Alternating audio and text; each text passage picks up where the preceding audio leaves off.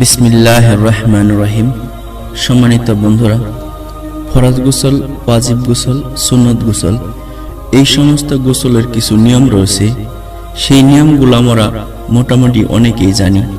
সেই নিয়মগুলি আমরা যদি অনুসরণ করি, আমাদের দুনিয়াবী জীবনে এবং আখিরাতে অনেক উপকৃত হব।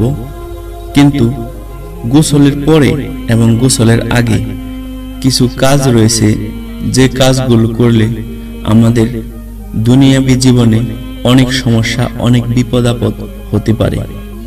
সেই বিপদ আপদগুলি কি এবং কেন হয় এবং কিভাবে সে বিপদ থেকে আমরা উদ্ধার পাব, কিভাবে সে বিপদ থেকে আমরা বাঁচতে পারবো, এই ভিডিওতে আমি সেই বিষয়ের উপর আলোচনা করব। দয়া করে সবাই সম্পূর্ণ ভিডিওটা দেখবেন, যাতে করে এই ভিডিও থেকে আপনারা এই বিষয়গুলি সম্পূর্ণ বুঝতে এবং সতর্ক হতে পারেন।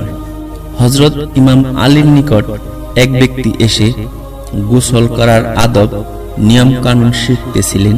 হযরত আলী গোসল করার আদব এবং নিয়ম শেখাতে শেখাতে হঠাৎ বললেন, হে আল্লাহর বান্দা, যখনই গোসল করার জন্য নিজের শরীর থেকে জামা কাপড় খুলবে, তখন এই কাজ কখনো ভুলবে না। লোকটি বললেন, হে হযরত আলী, কি সেই কাজ? হযরত আলী বললেন, যখন শরীর থেকে জামা কাপড় খুলবে, তখনই শয়তানের উপর লানত করতে ভুলবে না। লোকটি বললেন, হে হযরত আলী, কিন্তু কেন? হযরত আলী বললেন, মানুষ যখন কাপড় পরিধান করে, তখন সে কাপড় মানুষের শরীরের সাথে এবং মানুষের শরীরের ঘামের সাথে মিশ্রিত হয়, অর্থাৎ শরীরের ঘাম সে কাপড়ের সাথে লাগে এবং অবশিষ্ট থেকে যায়। আর মানুষ যখন শরীর থেকে সে কাপড় খুলে, তখন শয়তানি জিন সে কাপড়ের আশেপাশে ঘুরতে থাকে। আর এই সব কারণে মানুষের শরীরে অসুখ আসতে থাকে এবং এভাবেই মানুষ বিভিন্ন রোগে অসুখে ভুগতে থাকে। মনে রেখো, যখন কোনো মানুষ শরীর থেকে জামা কাপড় খোলার সময় শয়তান জিনের উপর লানত করে এবং জামা কাপড় পরার আগে ভালো করে ধুয়ে সুন্নত তরিকা মোতাবেক পাক পবিত্র করে এবং কিছুক্ষণ রোদ্রে শুকায়, তাহলে শয়তানি জিন ওই জামা কাপড়ের কাছে আসতে পারে না।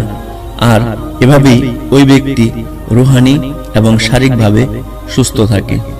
বন্ধুরা, হযরত আলী রাদিয়াল্লাহু আনহু গোসলের আগে এবং পরে কিছু কাজের ব্যাপারে অনেক সতর্ক করে দিয়েছেন।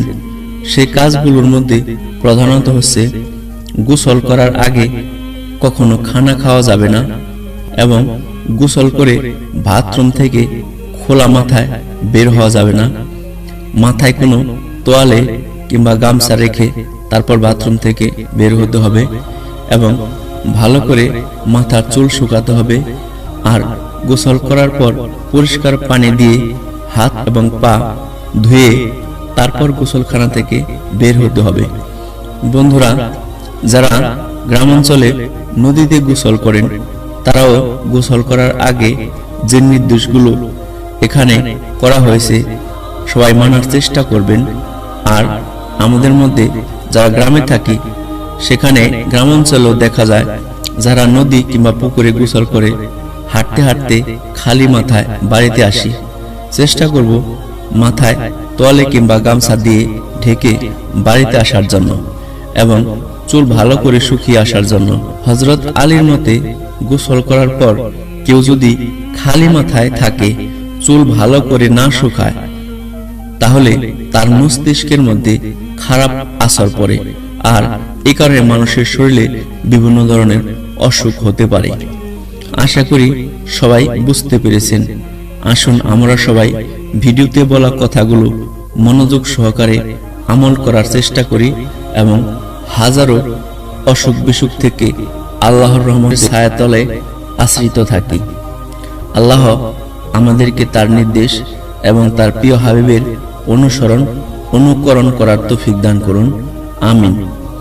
বন্ধুরা, ভিডিওটি যদি ভালো লেগে থাকে অবশ্যই চ্যানেলটি সাবস্ক্রাইব করতে ভুলবেন না আর বন্ধুদের মাঝে শেয়ার করতে ভুলবেন না।